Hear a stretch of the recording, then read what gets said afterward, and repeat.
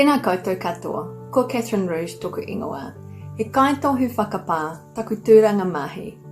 He akonga aho I Te Reo Māori. I'm a cyclical beginner. After nearly 8 years of starting again, I'm still learning and relearning Te Reo Māori. I've done a little bit of everything. Distance learning through university, self-directed learning with books, more books, and online resources. I've joined group classes in the workplace, and I'm currently behind in my online course with Te Wānanga o Raukawa.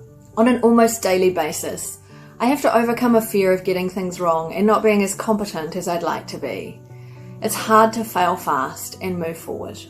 But as I stumble and keep coming back to the basics, I'm reminded that little and often is the answer to this lifelong pursuit. Progress on my language journey has only ever happened when I've put in my reps.